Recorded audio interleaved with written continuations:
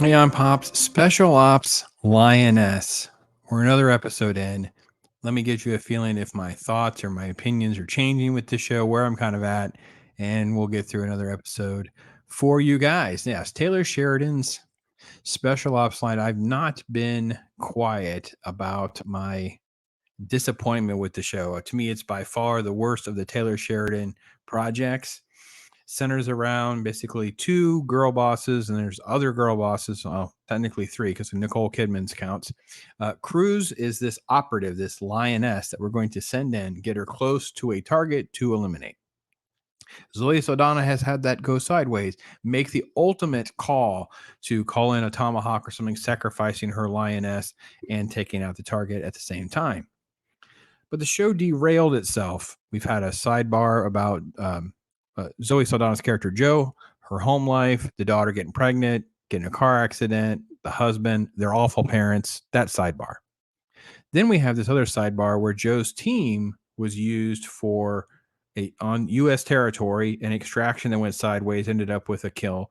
Then to make things right with Border Patrol, they actually did another kill and blew up the house. So we've had all these different sidebars. And in this episode, we're going to quote, waste a lot of time talking about what's been going on. I will say this, Morgan Freeman finally shows up because he's been billed to be in the show. He finally shows up, lecture, talky talk, and let's get back to the actual story. Yeah, I don't know. This is the recap stuff, and then just this whole back and forth about kind of, she's going to basically, the Cruise girl's on her way to meet her contact. About getting there, and there's like massage tables and whatever. So we'll get to that. That's got to be long drawn out. So then you have Nicole Kidman.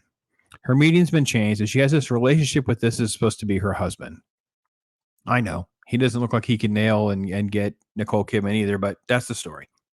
This is so incredibly off-putting because she's like, well, you tell me, I'll tell you. That's not how things work. Well, what about this? What about that? What about this? What about that? It's like, oh my gosh, this was so boring and tedious. And the only thing I came away with is how irritating this would be if this is actually how things operate. That's pretty much it. And I know that's a little bit of Taylor Sheridan's shtick, and maybe that's a little bit of what we're supposed to take home from this show. I'm not enjoying it. How's that? Credits. This is massage stuff. And it's like this long drawn out story arc about how she's really a poor girl. She's not trying to tip her hand. They're bonding. You've never had this type of massage. You've never had this, blah, blah, blah. So that's just the general shtick that plays out kind of over and over and over again. And, even to the point where the one girl jumps in the shower and all this is happening. Then they're going to have like sleepover time.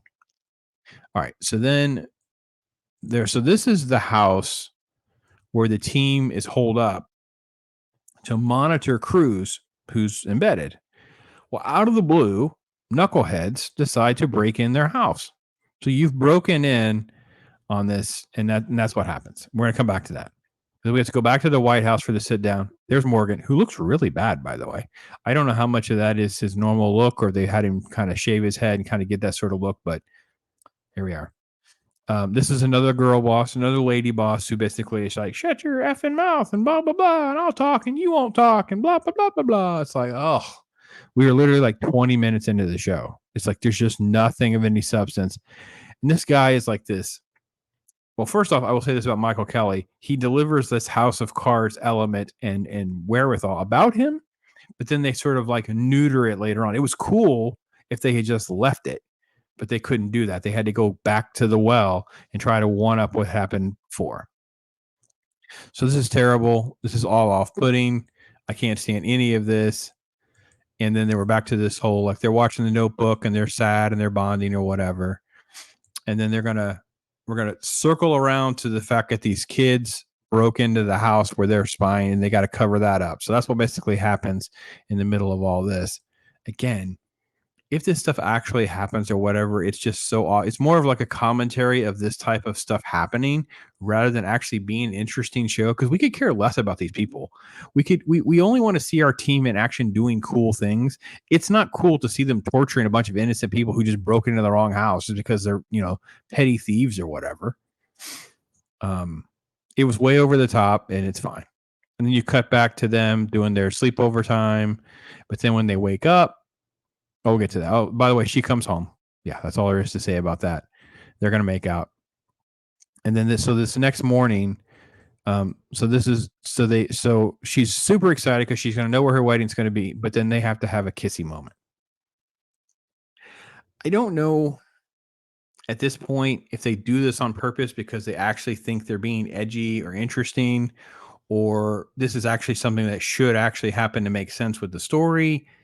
I don't even think we know anymore. It just happens. And we're all supposed to just look the other way. This is a huge faux pas in her religion. So I'm not even sure why the writers felt the need to do this. Other than it's supposed to be some sort of commentary on this is how they actually believe and whatever, but they're oppressed within their religion and whatever. Maybe, I don't know. It just cuts to credits. And I'm left kind of wondering what to make of the show. The show is, as bad as the show is, it's still more watchable than like Disney shows, like the Disney content, right? But that's not saying a lot. That bar is awfully low. So the show has a lot of interesting elements, but I don't think it knows what it's meant to do. I don't know if Taylor Sheridan is out of his element with the genre, with the take. I don't know what his sources are for the research and development because it's completely inferior compared to the Western content and stuff that he's really known for. So anyway, that's my take on it. Another episode down, but I don't feel like it really changed the negative vibe that I have for everything that's been going on. So anyway, that's my take on it. Talk to you guys. Take care. I'm Pops.